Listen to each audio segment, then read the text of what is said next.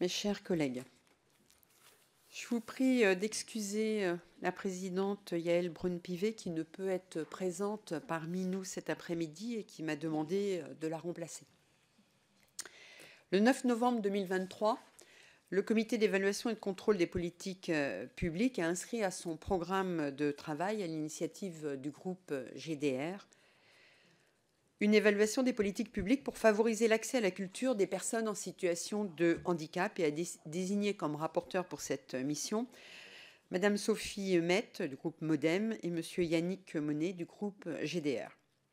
Le 3 octobre dernier, le CEC a renouvelé cette désignation pour achever les travaux interrompus par la dissolution de l'Assemblée nationale qui est intervenue le 9 juin dernier.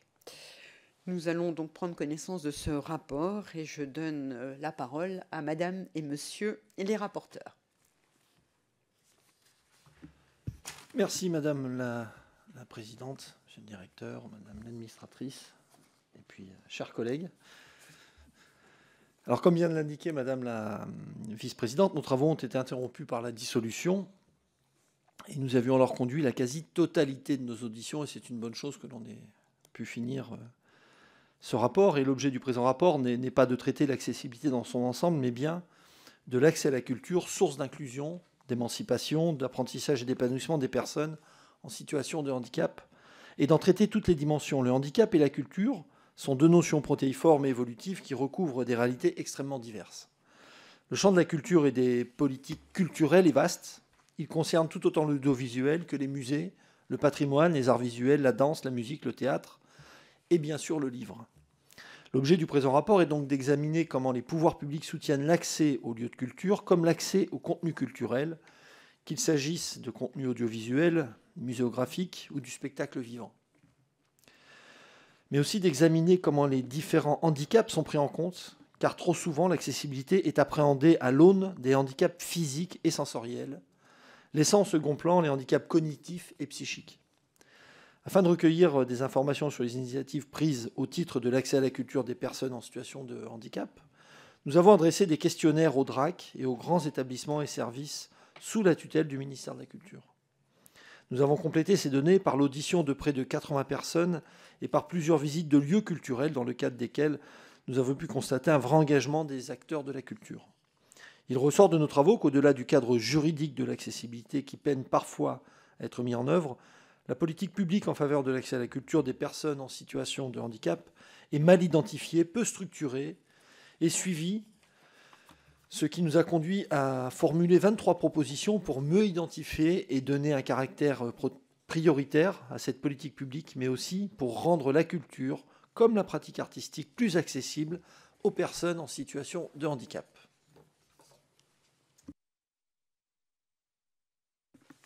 Merci, chers collègues. Madame la vice-présidente, monsieur le directeur, madame l'administratrice. Avant d'entamer mes propos, je voulais vous remercier tout particulièrement madame l'administratrice et le directeur pour leur travail tout au long de cette mission qui a été longue et super intéressante. En tout cas, un grand merci pour votre travail. L'accessibilité est d'abord un droit qui s'est progressivement enrichi. C'est pour cette raison que nous avons fait la première partie de notre rapport. Il concerne en particulier l'accessibilité des lieux de culture recevant du public, mais aussi l'accessibilité des créations culturelles, qu'il s'agisse des programmes audiovisuels, des contenus numériques ou de l'accessibilité du livre. Sur la question spécifique de la culture, on rappellera que la loi du 7 juillet 2016 relative à la liberté de création, à l'architecture et au patrimoine, a défini plusieurs objectifs de politique publique, dont celui de favoriser l'accès à la culture et aux arts pour les personnes en situation de handicap, ainsi que leur contribution à la création artistique et culturelle. En ce qui concerne la mise en œuvre de l'accessibilité des lieux de culture, si l'amélioration de la situation est réelle, en particulier depuis la mise en œuvre des agendas d'accessibilité programmés, ADAP, les responsables d'établissements recevant du public doivent faire face aux difficultés liées aux coûts ainsi qu'aux contraintes liées aux sites classés qui sont nombreux dans le domaine culturel. Pour renseigner les usagers en situation de handicap sur l'accessibilité des ERP publics et privés, la plateforme collaborative Accès Libre, portée par le ministère de la Transition écologique, permet aux personnes en situation de handicap de préparer au mieux leur déplacement culturel. Toutefois, ainsi que l'a souligné le président du Conseil national consultatif des personnes handicapées, Accès Libre ne permet pas de disposer d'un état des lieux de l'accessibilité, mais en réalité d'un état des lieux des structures qui ont renseigné l'accessibilité de leur site, ce qui n'est pas tout à fait la même chose. Si tu veux, vas-y. On ne dit pas un mot sur deux, mais on se partage la présentation, hein. En ce qui concerne l'accessibilité des cinémas, la France compte un peu plus de 2000 cinémas, dont la moitié est constituée de salles mono-écran. Selon une étude du CNC, 75% des établissements déclarés en 2022 être accessibles. Toutefois, le parc des salles est très composite et la majorité des salles accessibles sont situées dans les grandes villes, tandis que les salles mono-écran, aux moyens limités, sont très nombreuses dans les territoires ruraux.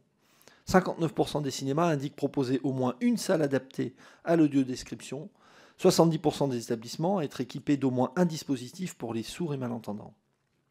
Le CNC a mis en place une mesure puissante en faveur de l'accessibilité. Depuis 2020, les producteurs ont l'obligation de réaliser l'audiodescription et le sous-titrage de leurs films pour obtenir son agrément. Si l'arrivée du numérique dans les salles permet désormais de disposer de plusieurs versions d'un film, sous-titré, audio-décrite, avec renforcement sonore, il faut que les bonnes versions arrivent dans les salles équipées en conséquence et que les bonnes informations soient transmises aux spectateurs. Or, ce n'est pas toujours le cas. Par ailleurs, les handicaps cognitifs et psychiques peinent à être pris en compte. À ce titre, la présidente de Autisme France, que nous avons entendue, a souligné l'intérêt d'une expérimentation sur la projection de films au ralenti afin d'être accessible à ces publics. Enfin, il est intéressant de relever que chaque année, l'attribution d'un Marius de l'audiodescription est organisée par la Confédération française pour la promotion sociale des aveugles et des amblyopes. Le jury, constitué d'environ 300 personnes en situation de handicap visuel, choisit le film bénéficiant de la meilleure audiodescription parmi les 5 nommés dans la catégorie du meilleur film au César. Cette initiative gagnerait à bénéficier d'une visibilité accrue. En ce qui concerne les contenus audiovisuels, l'ARCOM est tenu de rendre compte annuellement de la mise en œuvre des obligations d'accessibilité dans le domaine audiovisuel. Il en ressort que les obligations des chaînes sont globalement bien respectées et souvent dépassées. Vous trouverez dans notre rapport le détail du suivi des obligations des chaînes publiques et privées en termes d'accessibilité aux personnes sourdes et malentendantes, d'une part, et aux personnes non ou malvoyantes. On constate néanmoins quelques trous dans la raquette.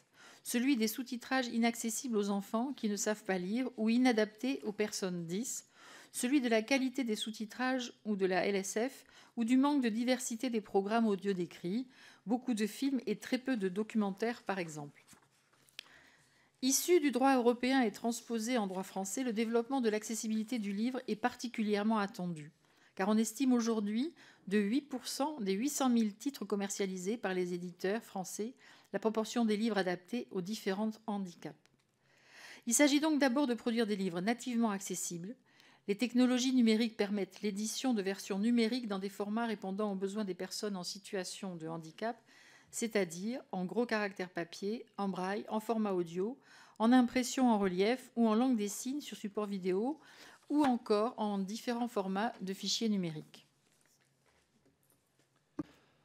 La modernisation de l'édition adaptée repose sur 2 objectifs. L'élaboration d'un plan de production, plan de rattrapage, de documents adaptés ainsi que la conception d'un plan pour structurer la filière de l'édition adaptée. On estime à 17 000 le nombre de livres numériques qui seront mis sur le marché annuellement par les éditeurs, tandis que la mise en conformité du stock de livres numériques représenterait 333 000 titres d'ici 2030.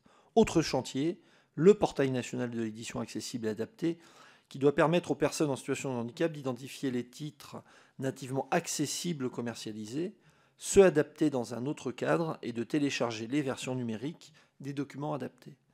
Dans un second temps, le portail prévoit la possibilité de demander des adaptations si le titre souhaité n'est ni accessible ni adapté, ce qui nécessite une transformation du paysage de l'adaptation, actuellement très dispersé et artisanal.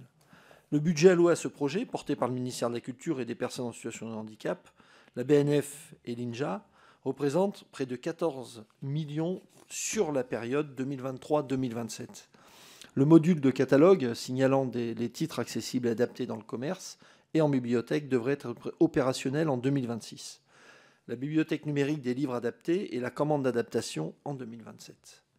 Enfin, la plateforme Platon, gérée par la BNF, met en relation plus de 1500 éditeurs avec 100 organismes agréés qui réalisent des adaptations et 95 organismes inscrits. Ce dispositif a permis, dans le cadre de l'exception du droit d'auteur, d'adapter plus de 101 000 titres depuis 2010. La production d'ouvrages accessibles reste un défi. Les organismes transcripteurs font du cousu main et ces productions restent très artisanales et certains types d'ouvrages peinent à être transcrits. L'accessibilité des sites internet culturels progresse, mais des progrès restent à accomplir quant à l'accessibilité aux personnes malvoyantes des sites de cinéma. Ce sujet est important car nous le verrons tout à l'heure, l'information complète sur les lieux et contenus culturels accessibles fait souvent défaut. Venons-en à la politique publique en faveur de l'accès à la culture des personnes en situation de handicap. Si nos auditions, questionnaires et rencontres d'acteurs culturels nous ont permis de constater beaucoup de bonne volonté, d'initiative et d'attention portées à l'accueil de ces publics, force est de constater que la politique publique correspondante est mal identifiée, peu structurée et peu suivie. Cette situation est accentuée par le fait que les structures et acteurs de la politique culturelle sont aussi divers que nombreux. Définir une politique publique nécessite en premier lieu de connaître les besoins des publics auxquels elle s'adresse. Sur ce point, il convient de rappeler que la définition du handicap concerne des réalités extrêmement diverses, comme vous le voyez sur le schéma de cette diapositive. Il n'y a plus de diapositive, si. Notre rapport détaille la diversité et le nombre de personnes en situation de handicap qui concerne une personne de plus de 15 ans sur 7.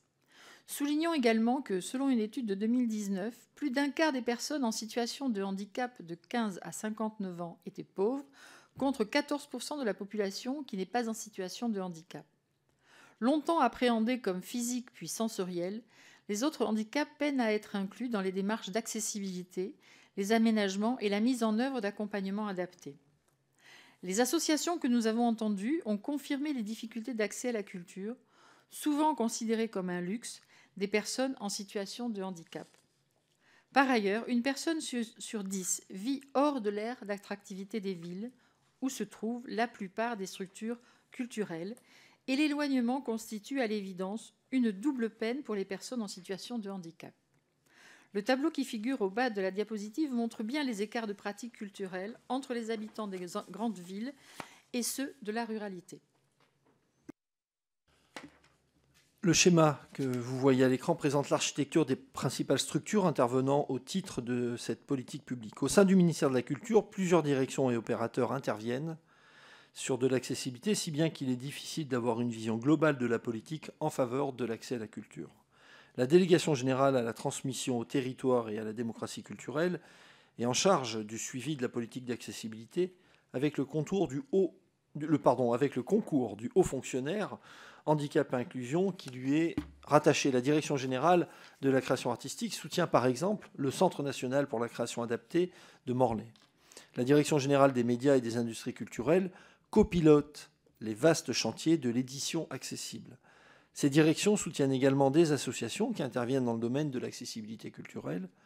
La politique du ministère est aussi déléguée à de grands opérateurs qui portent aussi des actions en faveur de l'accessibilité. Ainsi, le CNC soutient les exploitants pour l'accessibilité des salles, la réalisation de fichiers d'audio-description et de sous-titrage pour les longs métrages à petit budget, les films de patrimoine et ceux relevant du dispositif scolaire d'éducation à l'image. Le Centre national du livre soutient des actions en faveur de la lecture dans le secteur médico-social. En 2024, le CNL a engagé une réflexion avec 6 maisons d'édition affiliées à la Fédération des aveugles et des amblyopes de France pour renforcer les soutiens aux éditions adaptées en format papier. Le Pass Culture, même s'il n'est structurellement pas un opérateur de l'État, est devenu un acteur central de l'accès des jeunes à la culture.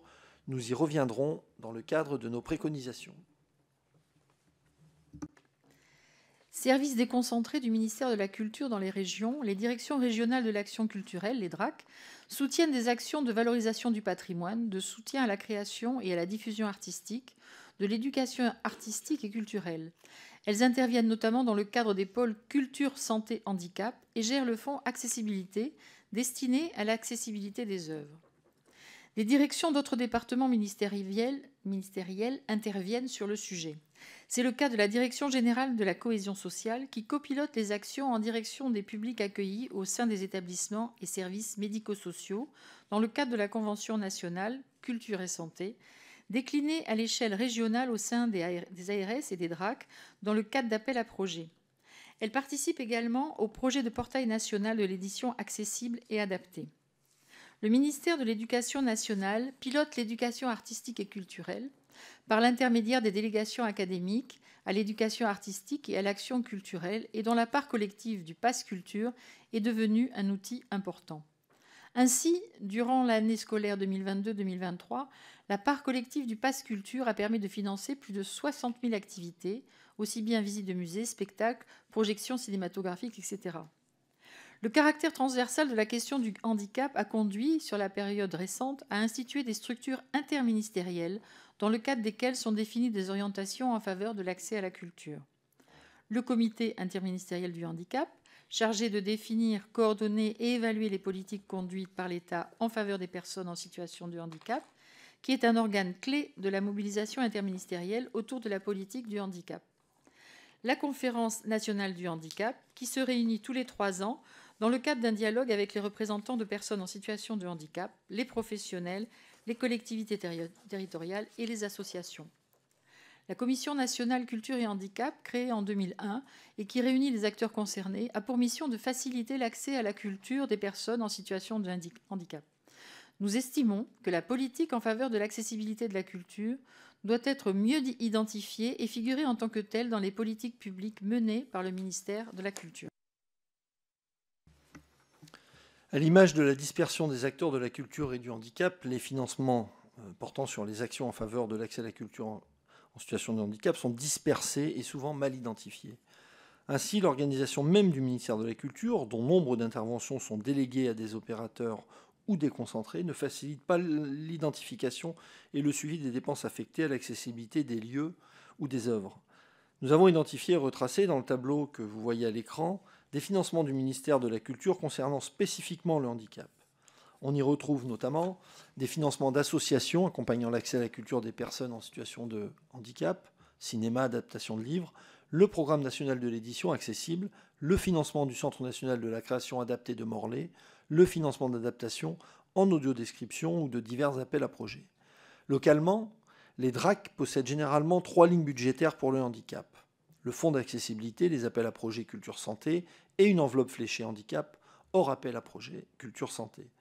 Au-delà de celle-ci, d'autres dispositifs peuvent concerner les personnes en situation de handicap, les programmes en faveur de la petite enfance, de l'été culturel, de la ruralité, le fonds d'innovation territoriale, les aides à l'innovation et à la transformation numérique.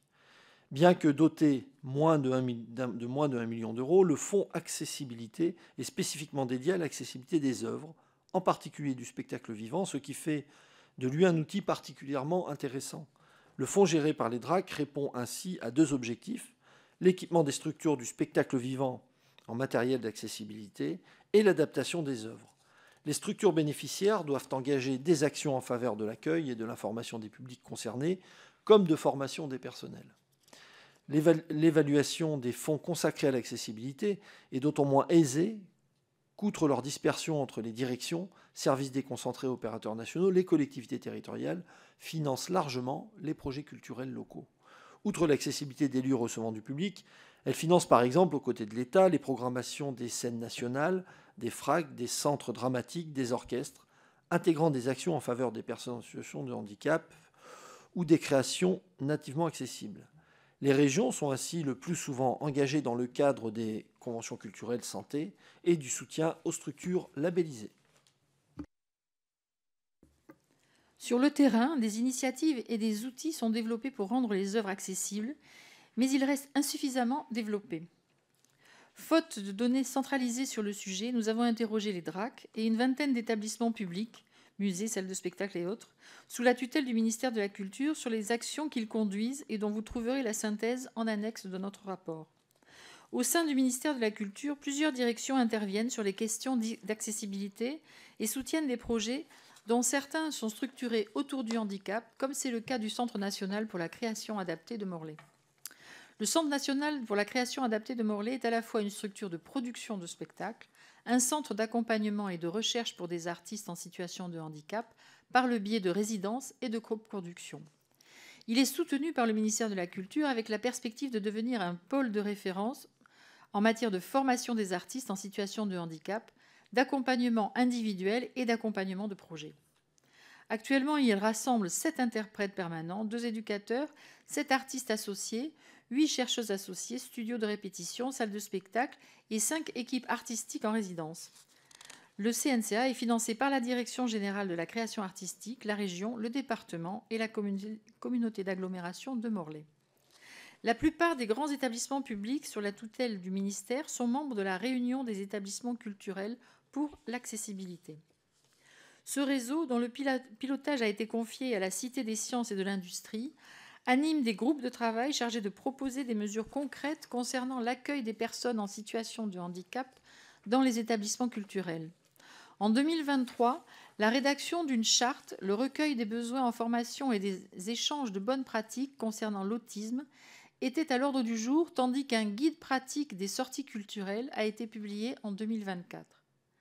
La diffusion de bonnes pratiques par ce réseau paraît tout à fait intéressante et justifierait d'élargir son action au-delà de la quarantaine d'établissements franciliens, voire parisiens, qui en sont membres.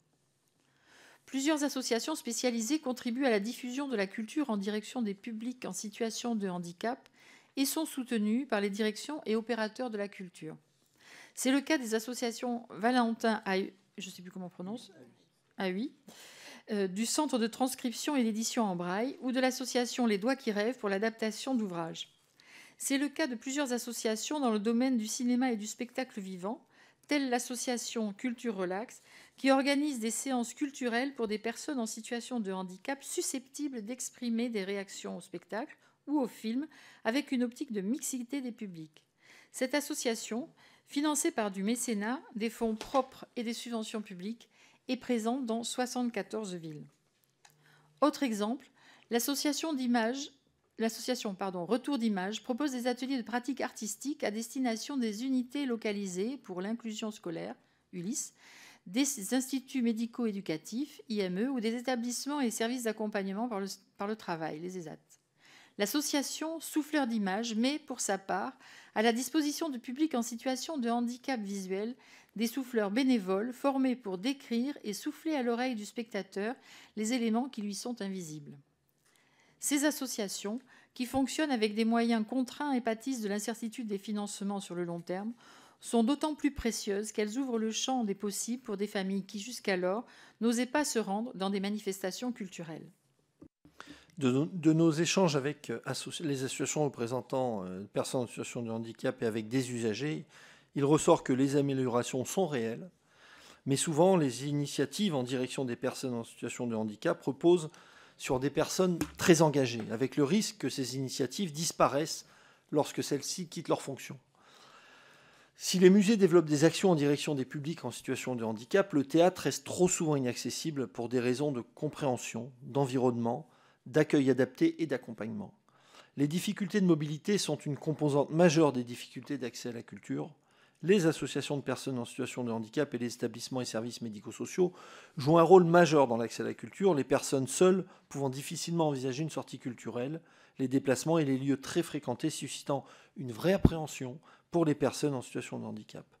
L'information sur l'offre culturelle adaptée n'est pas toujours accessible, complète et largement diffusée, conduisant finalement les personnes en situation de handicap à privilégier les propositions culturelles qu'elles connaissent. Enfin, les difficultés demeurent en termes d'accueil, les différents handicaps étant encore trop souvent mal connus et les personnels d'accueil insuffisamment formés sur ces différentes composantes. Plusieurs associations que nous avons entendues regrettent que les outils de médiation adaptés aux personnes en situation de handicap soient mal connus. Nous souhaitons ainsi mettre l'accent sur le langage facile à lire et à comprendre qui permet une présentation accessible des œuvres culturelles et gagnerait à être développé. Et si je retiens un mot de ce que d'une audition qu'on a eue avec des gens qui sont sur le FALC, c'est qu'ils nous disent qu'il y a souvent une présomption d'incompétence en direction des personnes en situation de handicap. Et c'est pour ça que peut-être que le sujet n'avance pas assez vite. La méthode FALC propose des règles pour aider les rédacteurs de documents à rendre l'information facile à lire et à comprendre pour les personnes en situation de handicap. Portée en France par l'UNAPI, la marque qualité FALC garantit la participation effective de personnes en situation de handicap intellectuel à la confection des supports en FALC et propose un guide méthodologique des règles correspondantes. Les documents élaborés suivant cette méthode sont labellisés. La marque est attribuée gratuitement par une commission annuelle inclusive composée d'experts du FALC pour une durée de 3 ans renouvelable. En 2020, 13 organismes de formation et 16 organismes de transcription, dont 15 ESAT, disposaient de la marque qualité FALC. L'écosystème de formation, de production et de validation de contenu en FALC reste donc limité, ce qui peut constituer un obstacle dans la perspective d'une plus large diffusion de contenu FALC. Le ministère de la Culture soutient ainsi un projet relatif au théâtre en FALC, à l'appui de l'adaptation de 3 pièces de théâtre. Nous avons aussi entendu la fondatrice de la première maison d'édition entièrement dédiée au langage FALC, facile à lire et à comprendre, qui, outre les traductions en FALC, demande désormais à des auteurs d'écrire directement en FALC sur des thèmes particuliers. Mais en matière d'édition, le processus de traduction d'un ouvrage est très long et coûteux, compte tenu des nombreux échanges entre les traducteurs, réviseurs, l'équipe éditoriale et le comité de lecture. Nous avons apporté ici plusieurs exemples de publications accessibles que vous pouvez consulter à la fin de notre présentation. Le développement des nouvelles technologies apporte aussi des solutions à l'accessibilité des contenus culturels. Parmi les outils particulièrement novateurs, nous trouvons les lunettes connectées qui intègrent le sous-titrage, la langue des signes et l'audiodescription avec des oreillettes. Elles sont disponibles à la Comédie Française. Les lunettes connectées projettent directement sur le verre des sous-titrages sans que cela ne gêne la vue de la scène. Le spectateur choisit l'option qui lui convient et adapte les réglages, surtitres, choix de la langue, taille, positionnement du surtitre, couleur et luminosité. Les gilets vibrants qui permettent au public en situation de handicap auditif de percevoir des effets musicaux grâce à des pulsations transmises par un équipement porté comme un vêtement. Le dispositif Voix claire, élaboré en Allemagne et en cours de développement par la chaîne européenne Arte France. Cet outil numérique permet de mettre en évidence les voix humaines et de diminuer les sons d'ambiance. L'intelligence artificielle permet pour sa part des avancées notables au service du sous-titrage. Ainsi, France TV est en train de tester un outil reposant sur l'intelligence artificielle pour un sous-titrage 24 heures sur 24 sur ses plateformes web. Le groupe audiovisuel dispose d'une filiale commerciale labellisée, France TV Access, qui, depuis plusieurs années, produit la majorité des moyens d'accessibilité des antennes du groupe. En matière de sous-titrage, la validation et la diffusion des contenus sont subordonnés à une relecture par un tiers, tandis qu'un examen de qualité est réalisé par une troisième personne dans le cadre d'un échantillonnage mensuel des productions. Tout en soulignant l'intérêt de ces avancées, plusieurs représentants de personnes en situation de handicap ont souligné que si les traductions automatisées permettent d'augmenter le nombre de contenus traduits, elles ne sauraient être livrées à elles-mêmes. La qualité doit être au cœur des préoccupations. En effet, un contenu faisant l'objet d'une mauvaise audiodescription n'est d'aucune utilité. Il convient de tenir compte des différents publics. Ainsi, il y a une différence importante entre les non-voyants de naissance, pour qui un escalier ou un panneau ne sont que des concepts, et ceux qui ont perdu la vue au cours de leur vie et sont en mesure de se représenter les objets décrits. Nous sommes conscients des difficultés de financement dans un contexte budgétaire très contraint, mais le développement d'outils de médiation adaptés est indispensable à l'accessibilité de la culture. Dans ce cadre, la mutualisation des outils de médiation peut être une solution. Sur ce point, les DRAC ont incontestablement un rôle à jouer. Nous en venons donc à nos préconisations et la nécessité de ne pas stigmatiser les personnes, de ne pas les cantonner à des espaces réservés ne signifie pas que le handicap ne doit pas être vu. Il s'agit de trouver le bon équilibre entre les deux. Les personnes en situation de handicap devront être visibles, car cela permet à d'autres de se reconnaître et de se projeter dans la sphère publique. Dans ce cadre, nous formulons 23 propositions de nature à favoriser leur accès aux ressources culturelles. Évaluer une politique publique consiste d'abord à en définir les objectifs et les modalités de suivi. Or, en matière d'accès à la culture, ils font défaut. Nous proposons donc, en concertation avec le Conseil national consultatif des personnes handicapées, de compléter les projets annuels de performance des missions relevant du ministère de la Culture par des objectifs et indicateurs relatifs à l'accessibilité des lieux et des œuvres. Nous avons également constaté que l'accessibilité des œuvres ne figurait pas systématiquement dans les missions et conventions pluriannuelles d'objectifs ou cahiers des charges des opérateurs culturels, qu'il s'agisse des structures labellisées, scènes nationales, centres dramatiques nationaux, etc., ou des opérateurs du ministère de la Culture ou de l'audiovisuel public.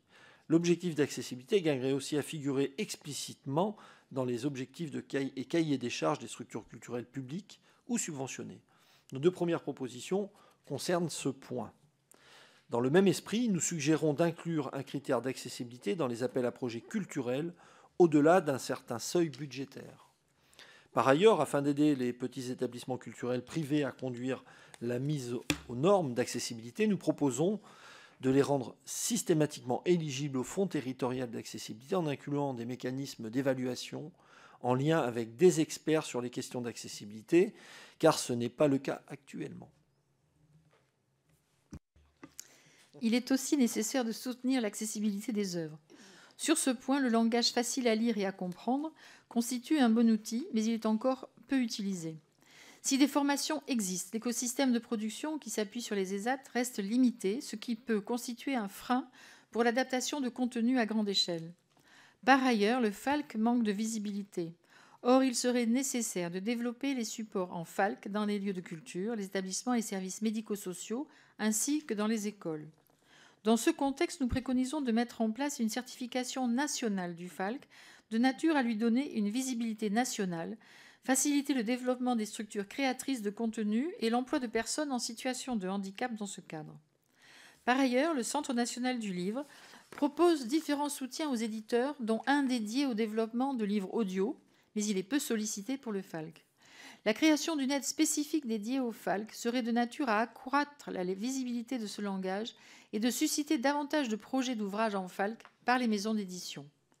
Dans le même esprit, nous préconisons la réalisation d'au moins un support en facile à lire et à comprendre dans tous les établissements culturels nationaux, en particulier les musées, et de renforcer significativement le fonds accessibilité du ministère de la Culture, aujourd'hui doté de moins d'1 million d'euros, pour faciliter l'accès aux œuvres en envisageant une répartition favorisant les territoires les moins dotés en ressources culturelles. L'immense succès du film Un petit truc en plus et sa présentation au Festival de Cannes en mai dernier ont offert une visibilité aussi salutaire que nécessaire au handicap, et il faut souhaiter que ce film ouvre la voie à une meilleure inclusion des personnes en situation de handicap dans les créations artistiques, en particulier dans celles où elles ne sont pas cantonnées à jouer leur propre rôle. Or, sur ce point, le chemin est encore long. Une meilleure représentation des personnes en situation de handicap dans les contenus culturels est une composante de l'amélioration de leur accès à la culture. Il a beaucoup été question d'inclusion lors de la cérémonie d'ouverture des Jeux paralympiques. Cependant, au-delà des quelques figures emblématiques, les maîtres d'œuvre de la cérémonie d'ouverture, chorégraphes, principaux musiciens et artistes-interprètes, étaient-ils en situation de handicap ? Combien étaient-ils lors de la cérémonie d'ouverture des Jeux olympiques ? Dans son récent rapport traitant de la représentation des personnes en situation de handicap, l'ARCOM relevait que leur représentation dans les programmes de télévision variait de 2,4% pour les fictions à 0,3% pour les divertissements. Certes, les choses s'améliorent, mais la représentation du handicap dans les créations culturelles doit progresser. Des initiatives intéressantes ont été mises en place ces dernières années en faveur d'une meilleure visibilité ou de présence des femmes dans l'audiovisuel et le cinéma, qui pourraient inspirer les politiques en faveur de l'accès des personnes en situation de handicap. Ainsi, un guide des expertes qui permet de recenser des centaines d'expertes sur de nombreuses thématiques a été élaboré. On peut également saluer le bonus parité dont bénéficie le soutien accordé au film dans toutes les équipes de tournage, compte au moins autant de femmes que d'hommes dans leurs principaux postes d'encadrement.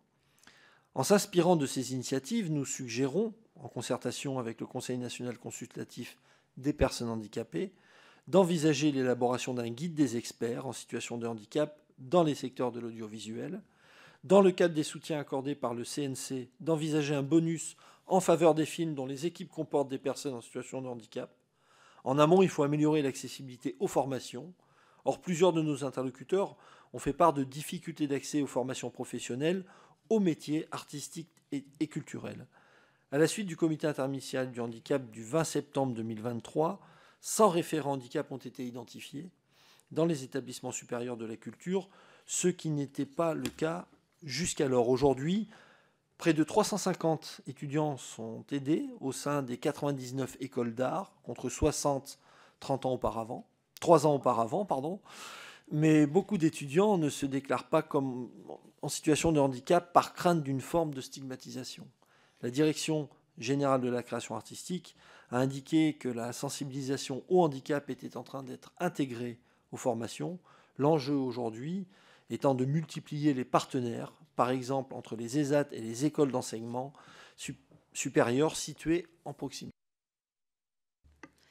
L'inclusion passe aussi par l'accès de personnes en situation de handicap aux métiers de la culture.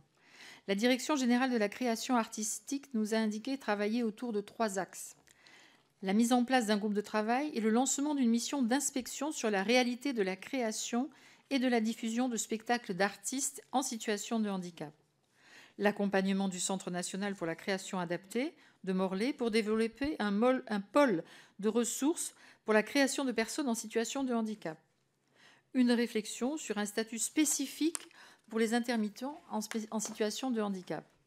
Plusieurs directions et grands opérateurs soutiennent des opérations exemplaires en matière de formation ou d'insertion des professionnels en situation de handicap. C'est le cas de l'appel à projet du CNC intitulé « Les uns et les autres », doté de 300 000 € en 2023, qui a pour objectif de favoriser l'apprentissage, l'accès aux études ou au premier emploi de personnes en situation de handicap. Il y a donc tout un écosystème à conforter afin de développer la participation des personnes en situation de handicap aux créations artistiques, de remédier à l'autocensure et de sensibiliser les créateurs et producteurs de contenu culturel au handicap. Dans ce cadre, plusieurs de nos interlocuteurs ont regretté le défaut d'accessibilité des scènes de spectacle qui ne relèvent pas de la réglementation sur les ERP. Or, l'accessibilité des scènes va de pair avec l'ouverture accrue des formations artistiques et des métiers du spectacle aux personnes en situation de handicap. Nous formulons donc la proposition de prévoir systématiquement l'accessibilité des scènes lors des projets d'aménagement, de rénovation ou les nouveaux projets de salles de spectacle. Nous nous sommes naturellement intéressés à l'accès à la culture des jeunes en situation de handicap dans le cadre scolaire. L'éducation artistique et culturelle ne dispose toujours pas d'outils pédagogiques adaptés aux différents handicaps et plusieurs associations ont déploré le manque d'ouvrages culturels adaptés à tous les handicaps, regretté le retard de formation des enseignants sur les questions du handicap et demandé la conception d'outils pédagogiques dédiés à l'accessibilité artistique et culturelle à destination des professionnels de l'enseignement scolaire. Nous appelons donc au développement de l'offre de livres à la disposition des élèves et des enseignants, en falque et en braille, en particulier dans les écoles accueillant des élèves d'unités localisées pour l'inclusion scolaire.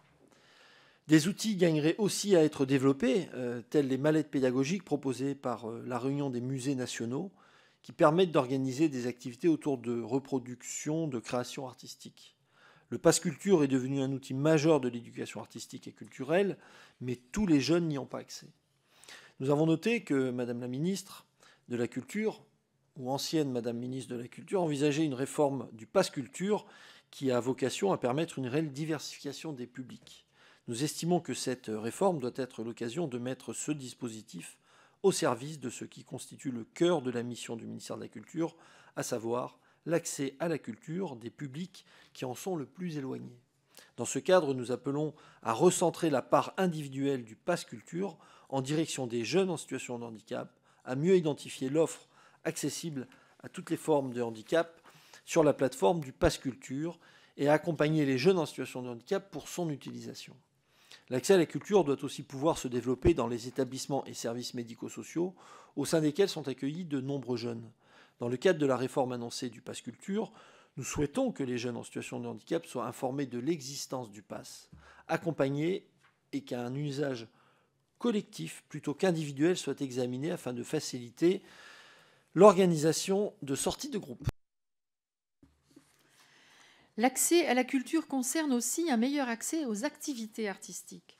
Plusieurs de nos interlocuteurs se sont émus de ce que l'accès à la pratique culturelle des personnes en situation de handicap et de celles accueillies dans les établissements dédiés reste le parent pauvre de l'ensemble des politiques menées en matière culturelle. Certes, des initiatives existent, nous en détaillons plusieurs dans notre rapport. Le ministère de la Culture soutient ainsi chaque année plus de 300 projets afin de favoriser l'accès aux lieux et aux pratiques artistiques et culturelles pour les personnes en situation de handicap dans tous les champs disciplinaires, des ateliers théâtre, de musique, de danse, des projets en lien avec le livre et la lecture.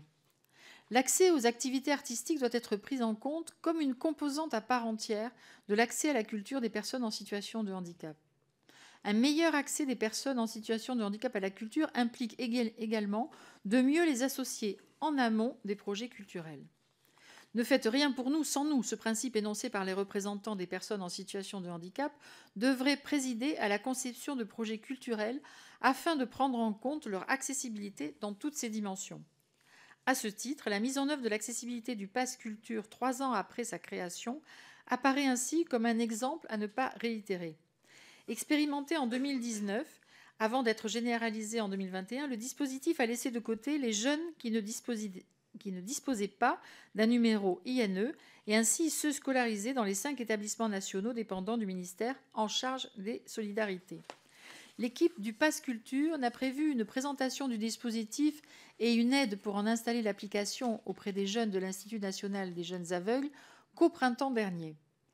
Quant à l'accessibilité des propositions culturelles, elle repose sur la plateforme collaborative Accès Libre qui ne renseigne pas toutes les informations d'accessibilité. C'est donc tardivement que la question de l'accessibilité a été prise en compte. Le suivi de la feuille de route du ministère de la Culture réalisé dans le cadre du comité interministériel du handicap du 16 mai dernier indiquait qu'en avril 2024, 40% des partenaires du Pass Culture avaient débuté l'intégration de leurs propositions culturelles sur la plateforme gouvernementale Accès Libre. Enfin, associer les personnes en situation de handicap dès la conception des projets favorise l'organisation d'une communication adaptée sur les événements. Nous proposons 2 axes d'amélioration concernant l'information et les programmations d'une part, la sensibilisation des acteurs culturels d'autre part. Plusieurs de nos interlocuteurs ont regretté que trop souvent, les programmations accessibles soient incompatibles avec des horaires de travail occultant ainsi le fait que nombre de personnes en situation de handicap travaillent. Autre difficulté, l'information sur les manifestations accessibles reste partielle, ce qui conduit les familles à se tourner vers ce qu'elles connaissent déjà. Les personnes en situation de handicap ont besoin d'une information dynamique pour, par exemple, savoir si le film qu'elles souhaitent voir sera projeté avec son audiodescription dans une salle équipée pour cela. Quant à la plateforme Accès Libre, elle ne permettait pas de disposer d'un état des lieux de l'accessibilité, mais en réalité d'un état des lieux des structures qui ont renseigné l'accessibilité sur leur site, ce qui n'est pas tout à fait la même chose. Certes, des évolutions sont en cours pour améliorer l'information et le ministère de la Culture participe à la construction d'une plateforme de l'audiodescription qui permettra au public du cinéma, puis à celui du audiovisuel et enfin à celui du spectacle vivant de disposer de toute l'information, aujourd'hui défaillante, sur les œuvres audio décrites et leurs modalités d'accès. Nous préconisons donc, en concertation avec le Conseil national consultatif des personnes handicapées, de développer à partir de la plateforme Accès Libre un module dédié à l'accessibilité des établissements et manifestations culturelles. Il faut également sensibiliser l'ensemble des acteurs culturels à l'accessibilité des œuvres et des spectacles. Plusieurs de nos interlocuteurs ont rappelé que si les professionnels n'étaient pas formés aux enjeux des handicaps, cela ne pouvait pas fonctionner. Une centaine d'écoles sous la tutelle du ministère de la Culture forment au métier de l'architecture, du patrimoine, des arts plastiques, du spectacle vivant et du cinéma et délivrent plus de 40 diplômes nationaux. La feuille de route du ministère de la Culture, issue du comité interministériel du handicap de septembre 2023, prévoit la formation des équipes et l'accompagnement des étudiants pour un enseignement supérieur de la culture pleinement accessible et inclusif. Au-delà d'un nécessaire accueil satisfaisant des étudiants en situation de handicap, il est nécessaire que les étudiants des écoles d'architecture, de design, comme celles dédiées à la conception de scénographie, d'exposition, soient formés aux besoins liés aux différents handicaps et par exemple à la pertinence de concevoir, lorsque cela est possible, dans les grands établissements culturels des espaces moins exposés au bruit et au passage. De même, si la préservation du patrimoine architectural relève des dérogations possibles prévues par la loi, les architectes des Bâtiments de France doivent considérer l'accessibilité des monuments historiques comme prioritaire. Les informations que nous avons recueillies montrent que ce n'est pas le cas actuellement. Enfin, les professionnels qui remplissent les fonctions de commissaire d'exposition doivent être formés et sensibilisés à la transmission à tous les publics.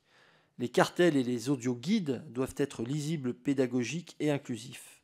Cet impératif doit figurer dans les cahiers des charges, les formations comme dans les objectifs prioritaires des spécialistes qui conçoivent ces événements.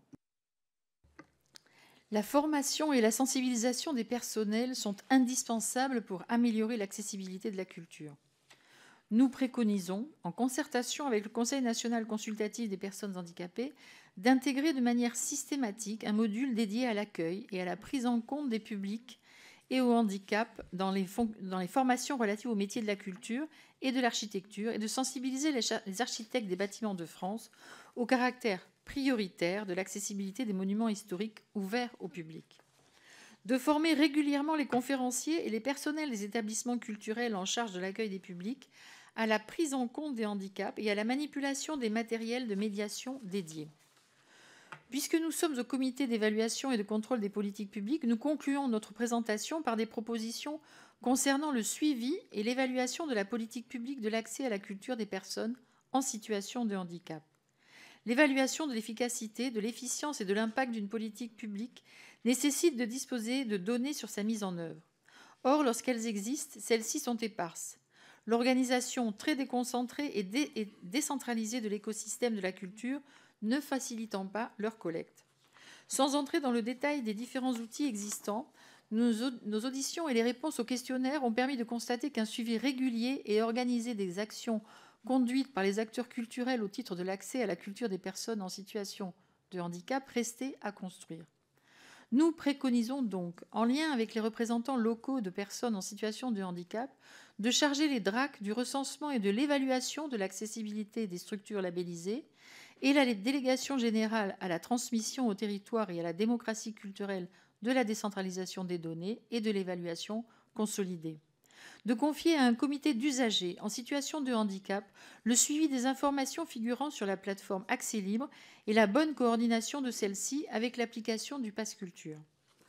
La politique publique de l'accès de la culture aux personnes en situation de handicap, en étant mieux identifiée et mieux suivie, permettra, nous en sommes convaincus, une meilleure prise en compte des questions d'actualité, des questions d'accessibilité et d'inclusion dans le secteur de la culture. Nous vous remercions pour votre attention. Merci beaucoup, Madame la rapporteure et Monsieur le rapporteur, pour cette présentation riche. Je voudrais réagir sur quelques points.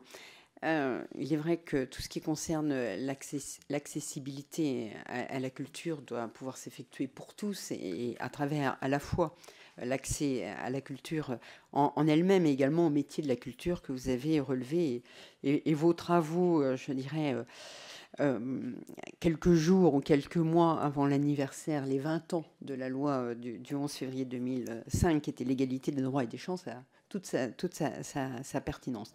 Je voudrais réagir sur deux de vos propositions.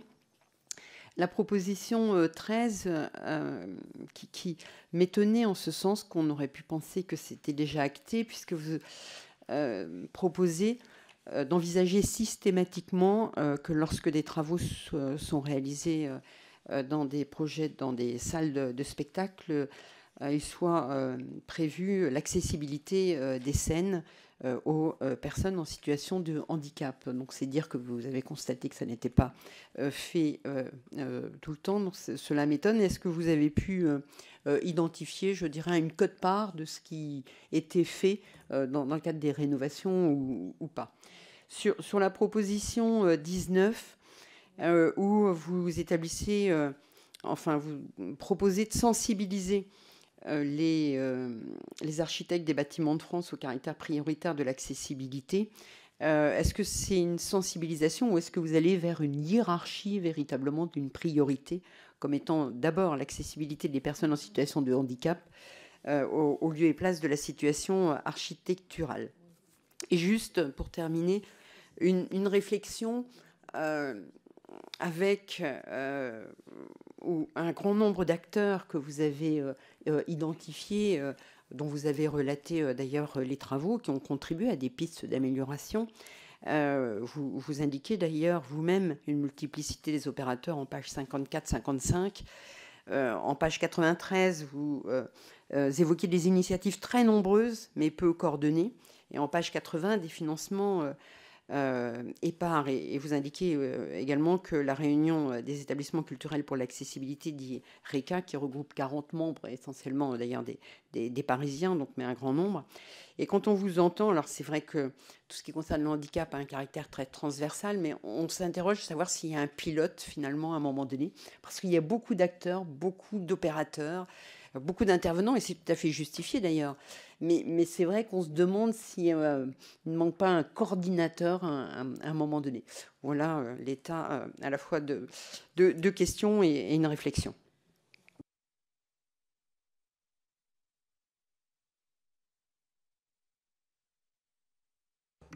Non, oui, tu m'interromps. Hein, si, en fait, sur l'ABF, ça a été l'objet d'une vraie discussion. C'est-à-dire qu'aujourd'hui, on constate une primauté à l'architecture.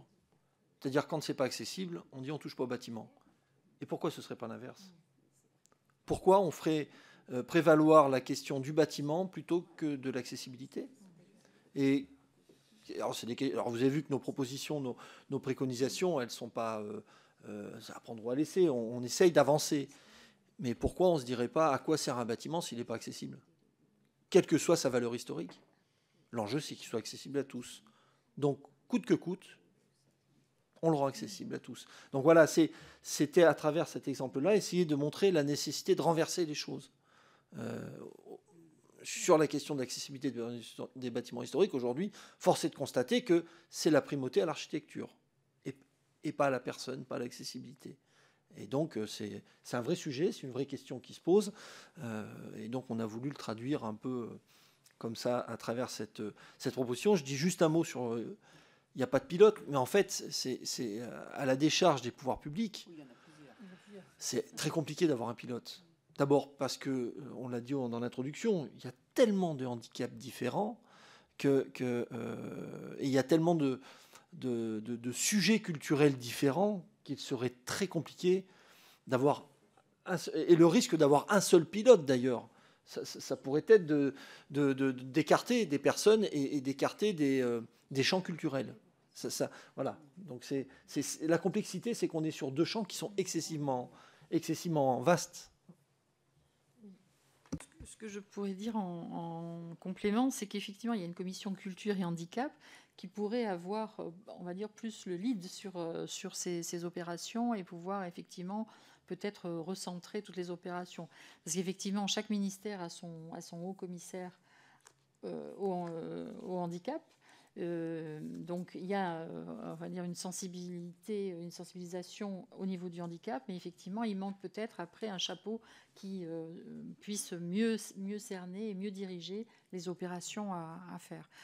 Pour revenir sur les architectes et sensibiliser les architectes, c'était bon aussi peut-être avoir au sein de leurs études un module peut-être plus appuyé en ce qui concerne les différents handicaps et de pouvoir réfléchir plus en amont dans la conception d'un bâtiment culturel à usage culturel sur la meilleure façon de permettre une utilisation facilitée aux personnes en situation de handicap, ce qui n'est pas toujours le cas, où effectivement il faut souvent que les porteurs de projets soient insistants auprès des architectes pour pouvoir obtenir ce dont ils ont besoin et de négocier peut-être pas à pas durant les travaux. Voilà. Et sur la proposition 13, est-ce que vous avez une idée de ce qui est des salles qui sont rendues d'ores et déjà accessibles? D'accord, très bien.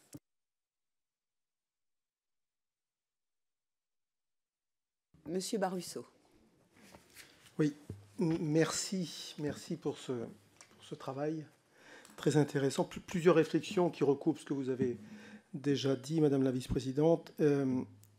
Concernant le pilotage, les MDPH que nous avons dans tous nos départements, est-ce que, voilà, vous ne les avez pas cités là, dans votre propos, est-ce que ça ne pourrait pas être voilà, le moyen de piloter au plus près les problèmes liés à l'accès à la culture, assez absents en ce moment de ces lieux. Vous avez parlé des ABF. On en parle très souvent lorsqu'on est élu maire dans les communes rurales ou pas. On peut avoir parfois autant d'interprétations que d'architectes. Et alors, quand on parle d'architecture, alors quand on parle d'accessibilité, voilà, est-ce qu'il ne faudrait pas là être comment dire, plus vous conseillez, mais voilà, que la loi ne s'impose pas à eux comme aux autres, hein, parce que voilà, quand on laisse comment dire, la possibilité d'interpréter, eh ben on se retrouve avec des situations ubuesques. Alors quand on est en train de parler d'accessibilité, c'est encore pire. On évite d'ailleurs d'en parler, très clairement, souvent, hein, quand nous sommes dans des bâtiments classés. Et puis l'accessibilité à la culture, surtout quand on est en zone rurale, vous ne l'avez pas évoqué dans votre propos non plus, mais c'est tout simplement pouvoir passer le seuil de sa porte et pouvoir sortir de la maison. Et là, alors on parle souvent, voilà, pour des rendez-vous médicaux ou autres, mais est-ce que l'accès à la culture ne pourrait pas faire partie aussi des motifs qui puissent permettre d'avoir accès à des mobilités plus facilement? Vous avez évoqué aussi, pour ce qui est de l'inclusion scolaire et des AESH, c'est le principal outil qu'on a dans nos établissements. Alors, on s'aperçoit déjà, sans parler d'accès à la culture, que la formation de ces AESH voilà, reste à améliorer et que, voilà, que ça devienne un vrai métier, non seulement pour l'éducation, mais pour l'accès à la culture. Ce serait aussi une piste à évoquer. Voilà. Et puis oui, vous avez évoqué aussi l'accès à l'intelligence artificielle pour faciliter la réalisation de certains documents, mais d'un problème de qualité lié à cette méthode-là. Donc voilà, ça imposerait évidemment des moyens humains pour voilà, comment dire, expertiser au mieux ces nouvelles solutions qui peuvent, enfin, voilà, qui ne vont pas nous exonérer de moyens tout court. Et puis vous évoquiez le fonds dédié aussi qui est très maigre. Alors on est en train de parler, on est dans un contexte budgétaire très, très compliqué. Voilà, est-ce que vous avez des pistes pour tenter de trouver des moyens pour ce sujet aussi essentiel? Monsieur Courbon. Merci Madame la Vice-Présidente, Madame et Monsieur les rapporteurs. Merci pour la qualité de votre travail. Et moi, j'ai beaucoup apprécié l'angle qui est rappelé dès l'introduction, c'est-à-dire que quand on parle d'accessibilité en matière de culture, il faut raisonner avec la diversité de la nature des différents handicaps. Et malheureusement, trop souvent, pendant trop longtemps, quand on a parlé d'accessibilité aux lieux culturels, on parle de lieux et d'accessibilité uniquement sur le prisme de l'accessibilité pour les handicaps physiques. Donc on va parler d'aménagement, etc., de lieux. Or, la culture, ce n'est pas que des lieux, et le handicap, bien évidemment, ce n'est pas que du handicap moteur ou physique. Et ça, vous le précisez bien dans votre introduction, et ça ouvre malheureusement une complexité de situation et énormément de zones grises, puisque si l'accessibilité physique des lieux culturels a beaucoup progressé depuis 2005, même s'il reste beaucoup de travail, on entre vraiment là dans des zones grises, voire noires. J'aurais trois remarques, trois questions. Premièrement, sur ce que vous évoquez sur les personnes qui sont aujourd'hui en établissement. Et vous dites effectivement que l'accessibilité aujourd'hui culturelle des personnes en situation de handicap dans les établissements est vraiment le parent pauvre des politiques culturelles. C'est vrai. Vous formulez diverses propositions, et en particulier autour de la question du pass culture. Ça ne concerne qu'une partie, bien évidemment, des personnes en situation de handicap, puisque dans les établissements, que ce soit des femmes, des masses, etc., on a aussi des adultes. Donc, quelle réponse on est en capacité d'apporter pour ces personnes-là, et y compris non seulement dans la capacité d'aller, de sortir des établissements pour aller à la culture, mais y compris pour faire venir la culture dans ces établissements. Et là, on se heurte à d'autres problématiques, et y compris ce que vous évoquiez tout à l'heure, c'est-à-dire des professionnels qui nous disent « on ne sait pas faire, on n'est pas formé pour déployer notre expertise culturelle, notre compétence vis-à-vis de ce public-là ». Le deuxième sujet, vous l'avez évoqué, c'est sur les freins connexes à la seule question du handicap pour accéder à un certain nombre de pratiques culturelles, et notamment au spectacle vivant, où il y a des freins qui ne sont pas forcément évidents de prime abord. La question, par exemple, du niveau de bruit, la question de la capacité à se retrouver dans une foule, ou en tout cas dans un groupe, la capacité à pouvoir venir avec un aidant, une personne qui accompagne. Là, quel est le rôle du législateur par rapport à ces freins-là?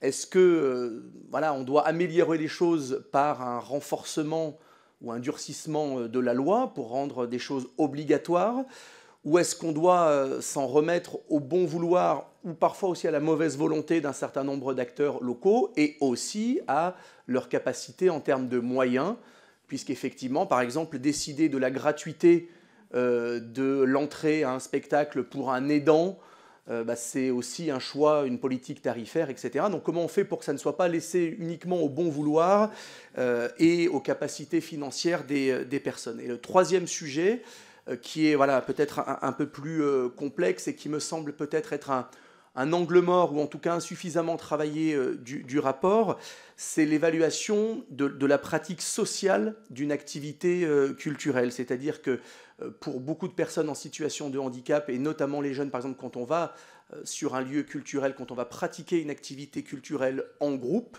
ou quand on y va avec sa famille, la dimension sociale de l'événement est, j'ai envie de dire, tout aussi important que la pratique culturelle en elle-même. Or, si pour pouvoir accéder à cette pratique culturelle, il faut que la personne en situation de handicap soit quelque part à part, avec des outils spécifiques, voire dans des lieux séparés, eh bien, on gâche véritablement l'expérience culturelle, parce qu'on gâche l'expérience sociale. Et la notion voilà, d'inclusion, elle est aussi, à mon sens, en tout cas intimement liée à la capacité de faire ensemble, d'être avec les autres, avec ses copains, avec sa famille, ce qui n'est pas toujours possible, et ce qui n'est pas non plus toujours facile à faire, bien évidemment. Voilà, qu'est-ce que vous pensez de cette situation-là? Je vous remercie. Voilà, Madame la rapporteure, Monsieur le rapporteur. Merci, chers collègues. Donc, merci pour toutes ces questions. C'est assez dense, donc ne nous en voulez pas si on est peut-être pas, on répond pas dans l'ordre. Voilà, il n'y a pas de réponse facile. Voilà. Donc c'est pour ça qu'il me laisse parler en premier. C'est la garantie. Oui, merci. Exactement. Voilà. Alors, l'accès culturel en milieu rural, c'est une des préoccupations que vous avez abordées. Alors, bon, je pense que tous les deux, on est issus d'une zone rurale, donc en fait, c'est des sujets qu'on connaît. Effectivement, il y a à la fois la difficulté des personnes de sortir de chez eux pour effectivement aller vers un lieu ou un spectacle vivant.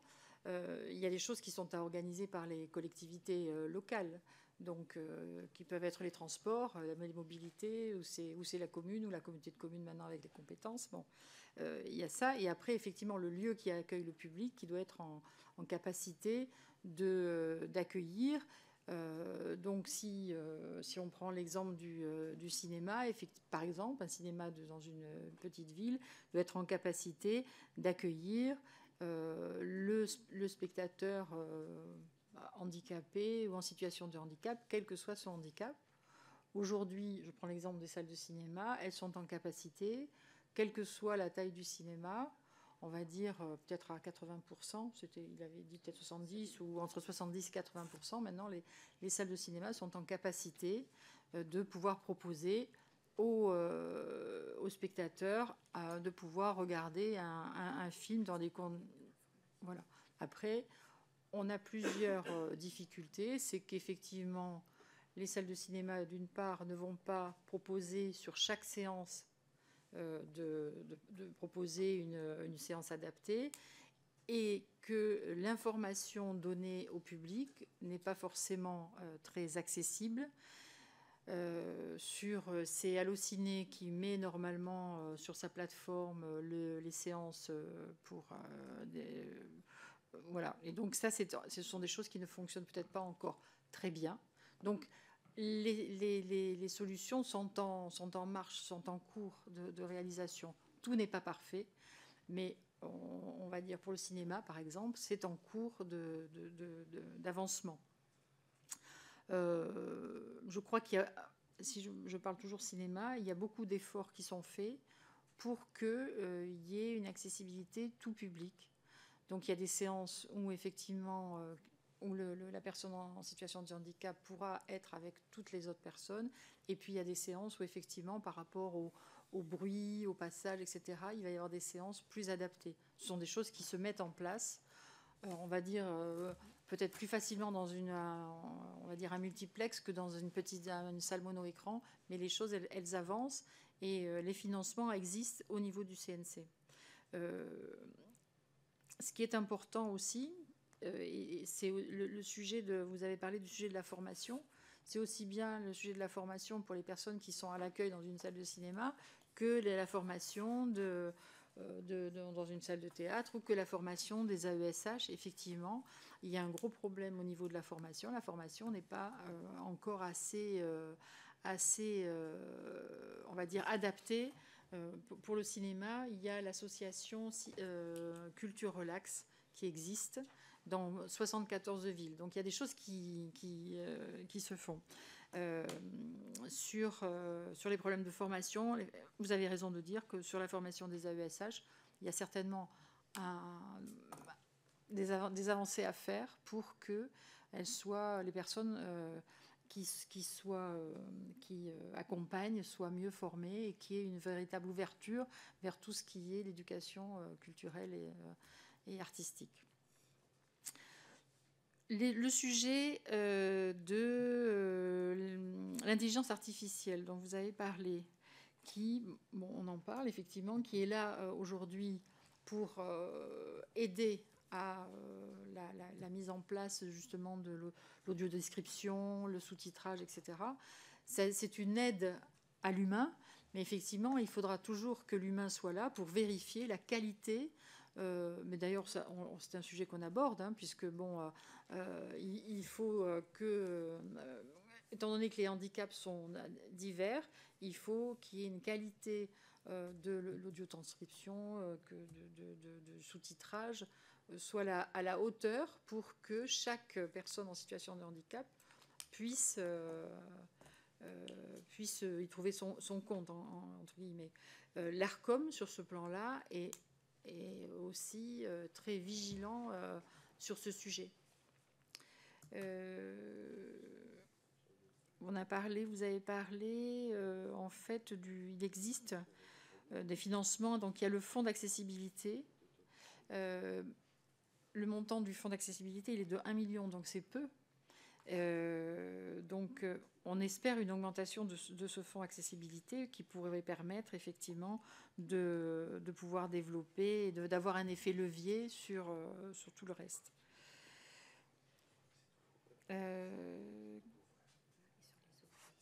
Alors les objectifs, oui, parce qu'en fait vous avez vous parlez de nos propositions. En fait le sujet, nos propositions 1 et 2 peuvent répondre à ce que sur l'évaluation de la pratique sociale. Voilà, en fait, il faut inciter, on est dans l'incitation. Il est difficile d'imposer parce que le cadre juridique est déjà quand même assez est existant, et il faut maintenant encore sensibiliser et compléter. Donc il y a on est dans les objectifs. Voilà. Donc effectivement, il faut qu'il y ait, il y a un cadre qui existe. Maintenant, il faut que les uns ou les autres acceptent de sensibiliser davantage, de former davantage. Voilà, il y a une marche à suivre plus importante. Après, je te laisserai. Sur les... voilà, on est sur le renforcement. Vous avez demandé est-ce qu'il fallait renforcer la loi. La loi, il y a déjà un cadre juridique qui est assez important. Il faut une sensibilisation, je pense, et avec intégrer, oui, on a noté intégrer systématiquement un objectif d'accessibilité des manifestations. Voilà, il faut qu'on ait des objectifs en faveur d'eux. Voilà. Je ne sais pas si toi tu vas compléter. Oui. Après, vous nous dites s'il y a des... J'ai certainement pas répondu à tout. Oui, après, monsieur, vous aviez commencé en disant, voilà, tout ne dépend pas, toutes les scènes ne dépendent pas aussi des ERP. Donc, c'est un peu... Voilà, nous, on a fait une évaluation par rapport aux établissements publics. Et on n'est pas sur... Et toutes les scènes ne relèvent pas des ERP. Et effectivement, on a eu des remontées d'associations. Et c'était difficile pour nous d'avoir des remontées chiffrées. Voilà, on n'a pas de chiffres à vous proposer et à vous donner aujourd'hui. Nous on a travaillé là sur des remontées d'associations suite au questionnaire que nous avons envoyé. Je viens juste de comprendre à l'instant l'intérêt de répondre après chaque interlocuteur ou interlocutrice, parce qu'en fait, il y a tellement de richesse dans vos propos que la prochaine fois, enfin... Non, en fait... Pour nous, l'enjeu de l'accès à la culture, ça revêt un enjeu d'émancipation et donc d'intégration et d'autonomie. C'est pour ça que, à chaque fois, ça se ressent peut-être pas dans nos préconisations, mais il y a ce qui est du législatif, il y a ce qui est du légal et de la morale. C'est-à-dire qu'on ne réglera pas tout par le législatif sur cette question. Je prendrai un exemple. L'intelligence artificielle suscite beaucoup d'espoir de la part des associations, avec des potentiels d'autonomie, d'accès autonome à la culture. Et rapide, vous avez parlé des établissements.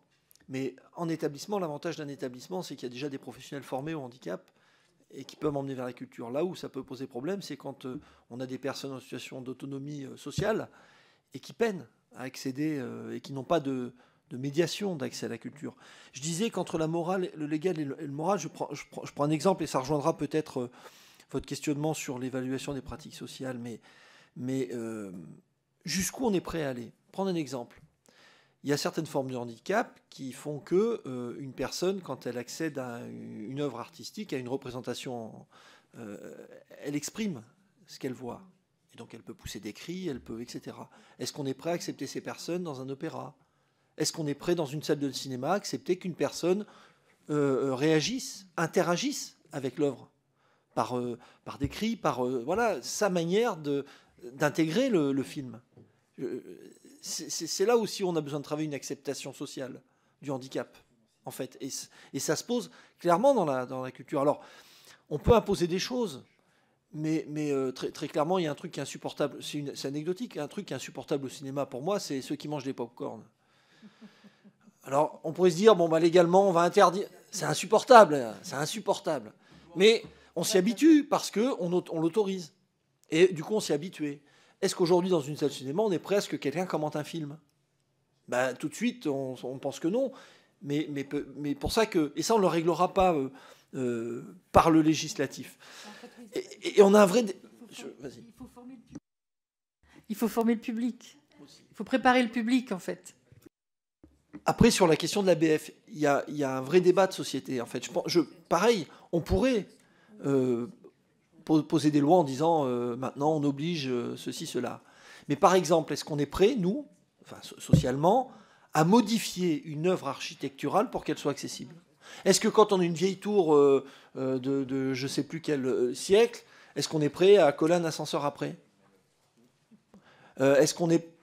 Mais c'est une question, moi je ne veux pas la trancher. Moi j'ai mon point de vue qui considère que l'accessibilité doit surpasser la question de l'architecture, mais je comprends qu'il y ait des gens qui se disent, pour préserver l'histoire, on ne peut pas tout faire non plus.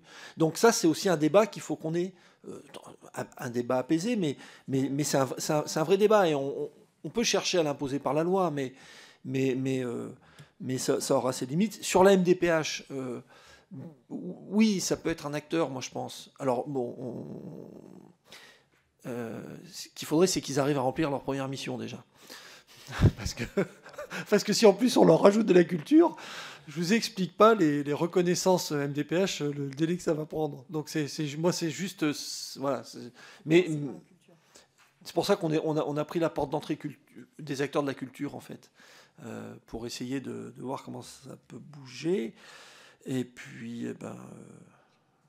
de mon côté, est-ce qu'il y avait encore des choses qu'on a laissées en suspens?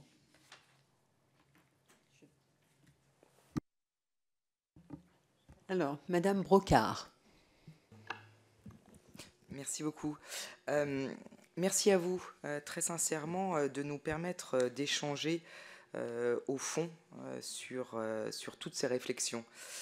C'est vraiment des échanges et des réflexions qui nous apportent, et ça fait du bien en ces temps particuliers, si je puis me permettre. Alors c'est très intéressant parce que vous avez choisi le prisme culture, mais en fait, ce que je constate et ce qu'on peut constater, c'est que très rapidement, vous touchez à toutes les difficultés qui sont rencontrées partout par toutes les personnes en situation de handicap. Et vous l'avez dit très bien, monsieur le rapporteur, c'est l'enjeu primordial de l'accès à l'émancipation pour toutes ces personnes. Je vais reprendre deux réflexions qui ont été menées précédemment par les collègues, et puis je vais en ajouter deux autres si vous le permettez. En ce qui concerne, alors vous l'avez dit pourtant en propos liminaire, et je ne peux qu'aller dans votre sens, que vous avez choisi de ne pas réduire cet accès à la culture à l'accessibilité des lieux de culture, mais on voit bien quand même que c'est un des premiers sujets. Il a été question des ABF, je ne reviendrai pas dessus, même si je partage, entre autres, ce qu'un collègue a dit à leur sujet. Vous venez d'évoquer, monsieur le rapporteur, quid de nos vieilles tours, et c'est vrai que c'est un vrai sujet auquel il est difficile de répondre tout noir ou tout blanc. Je pense en revanche par exemple à l'accessibilité de notre beau et vieux métro parisien. Pas plus tard qu'hier, justement, j'étais avec une personne très très lourdement handicapée physique, qui autant prend le train sans problème, mais quand elle arrive à Paris, à cause, entre autres, du caractère historique de notre métro parisien, ne peut pas le prendre. Donc, encore une fois, je rejoins votre pas tout noir, pas tout blanc, quid de tout cela. Deuxième réflexion qui a été soulevée par Madame la vice-présidente dès le départ, et encore une fois qui dépasse très largement le seul prisme de l'accès à la culture. C'est qui est-ce pour piloter tout ça? Parce que vous l'avez d'ailleurs très très bien mis, je vous félicite si vous permettez, et je vous remercie, parce que réussir à mettre sur le papier tous les opérateurs et services ministériels qui sont concernés, chapeau, je m'étais essayé une fois, je n'avais pas réussi à le faire, donc vraiment, merci à vous. Mais on voit bien la difficulté de mener toutes ces politiques relatives au handicap, cette diversité, et non, je pense que tout faire peser sur la MDPH, elle a aussi d'autres choses à faire avant. Deux autres réflexions. Vous avez, je vous remercie, très largement mentionné le FALC. On en entend de plus en plus parler, et je pense que c'est très très bien, mais là aussi, à travers ce seul prisme FALC, en particulier à l'école, et on pourrait se dire à la seule destination des enfants en situation de handicap, c'est comme pour tout, ça servirait absolument à tout le monde, pas seulement aux personnes en situation de handicap. Donc là, je trouve ça aussi très intéressant. Et une dernière remarque, on a un cadre juridique qui peut ne pas être si mal quand même.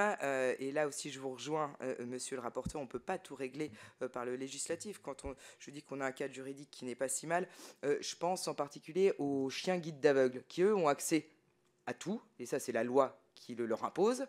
Il se trouve que je prends de temps en temps, en tant que famille d'accueil, des chiens guides d'aveugles, et que je me fais, j'allais dire, un malin plaisir à les emmener exprès au cinéma, alors non pas pour manger du popcorn, mais au cinéma, en salle de concert, en salle de théâtre. Je n'ai jamais eu de difficulté, voilà, mais je pense que, j'ai entendu encore les taxis, alors ça, moi j'ai une très très belle anecdote à ce sujet-là, alors que, voilà, la loi considère que ce ne sont pas des chiens comme n'importe quel animal et qu'ils doivent pouvoir rentrer partout. Donc ça rejoint là aussi cette sensibilisation qu'on doit faire encore et partout, tout le temps. Mais merci à vous. Juste sur le FALC, vous me faites penser on partage totalement sur les œuvres. Parce que c'est vrai que le monde culturel, des fois, même s'il est très ouvert sur cette question, il peut être un peu étanche dans sa manière de parler les œuvres. Et effectivement, le FALC, la nécessité de FALC dans les musées, ça pourrait être un outil formidable en matière de pédagogie pour tout un tas de jeunes, qui sont, et puis de moins jeunes d'ailleurs certainement, qui sont très loin de la culture, et qui sont moins habitués, parce que c'est une manière de décrire les choses qui est beaucoup plus simple et beaucoup plus accessible. Et ça pourrait être un outil qui serve à beaucoup de gens, ça c'est sûr. Madame Bamana. Oui, il y a des Madame contenus... Bamana. Ah, pardon. Non, juste pour dire qu'il y a des contenus sur la table en FALC. Merci, Madame la Vice-Présidente, Madame, Monsieur les rapporteurs, Mesdames et Messieurs, chers collègues. Je partage évidemment tout ce qui a été dit par mes collègues sur ce beau rapport. J'essaie de parcourir très rapidement le rapport. Je ne sais pas si vous avez eu une petite approche sur la situation des territoires des Outre-mer. Donc nous sommes vraiment sur le questionnement de l'application de la base de la loi de 2005, sur l'enjeu majeur concernant l'accessibilité tout court dans les établissements, quel que soit le domaine qui nous intéresse. Ici, on parle de la culture, mais dans nos territoires, nous en sommes vraiment à la base de l'application de la loi de 2005. Est-ce que vous avez pu un peu interroger les acteurs de ces territoires ? Madame, Monsieur les rapporteurs. Il y a la DRAC de Guyane qui a répondu, mais honnêtement, je n'ai pas le questionnaire. Il est en annexe. Voilà. Alors c'est vrai que vous touchez un point sensible. C'est vrai que peut-être nous on n'a pas été assez en amont sur ce sujet. Je reviens de Guyane, donc je comprends très bien, puisque là j'en reviens, je vois très bien les difficultés qu'il peut y avoir sur les sujets d'accessibilité, d'une manière générale, pas que par rapport à la culture. Donc effectivement, je pense que suivant les territoires, il y a un problème d'égalité sur nos territoires. Le fonds accessibilité dont je parlais tout à l'heure a été peu sollicité sur les territoires d'outre-mer. Vous venez d'où, madame ? De Mayotte. Donc peut-être qu'à Mayotte, il y a peu de demandes sur ce fonds d'accessibilité aussi. C'est peu sollicité, et notamment pour des raisons... Enfin, il y a quand même des problèmes de mobilité, pas de mobilité, d'accessibilité de manière générale, pas que par rapport à la culture, quoi, voilà. C'est vrai que dans nos territoires, c'est un vrai sujet, un gros sujet, effectivement, qui nécessite ne serait-ce l'évaluation de l'application basique de la loi de 2005 sur nos territoires des Outre-mer. En tout cas, pour Mayotte, il y a un vrai sujet sur l'accessibilité physique des lieux. Donc, une vraie réflexion sur la politique d'aménagement, mobilité, l'accès aux bâtiments, mettre vraiment l'esprit de la loi de 2005 dans tous nos projets en matière de construction et puis des services publics de manière globale au niveau du territoire. C'est un vrai sujet, l'accessibilité des personnes en situation de handicap. En fait, dans le rapport, on n'a pas, parce que je pense que ça aurait été trop compliqué, on n'a pas cherché à cartographier l'état d'avancement. On aurait pu le faire en fonction des territoires ruraux et urbains. Ce qu'on a surtout essayé de faire, c'est de décrire des mécanismes. Parce que j'ai envie de dire, quel que soit le territoire, les mécanismes sont souvent les mêmes, et l'avancée de l'accessibilité, elle est plus ou moins importante, mais on reste toujours sur les mêmes mécanismes, en fait. Donc, et ça aurait été un travail. D'ailleurs, je ne sais pas comment on aurait pu le faire. Voilà. Donc, ça paraissait trop complexe. Et la pertinence qu'on a essayé de mettre, c'est surtout, oui, dans ces fameux mécanismes, en fait. Surtout. Voilà. Même s'il y a des spécificités en fonction des territoires, effectivement. Et puis après, ouais. Alors après, moi, j'aurais bien aimé qu'on fasse l'ensemble du tour des Outre-mer, mais le directeur de la commission n'a pas voulu. Alors ça, c'est terrible, hein, enfin, je veux dire. Juste pour sensibiliser, effectivement, que c'est un sujet majeur dans nos territoires respectifs. Très bien. Écoutez, si plus personne ne demande à prendre la parole, je vais renouveler mes remerciements à Madame la rapporteure, Monsieur le rapporteur, pour la qualité des travaux que vous avez menés et pour cette retranscription. Et vous proposez, mes chers collègues, sauf objection, d'autoriser la publication de ce rapport très intéressant. Si personne n'a d'objection, donc il en est ainsi décidé. Je vais donc lever la séance et vous remercie les uns et les autres pour votre attention. Merci beaucoup.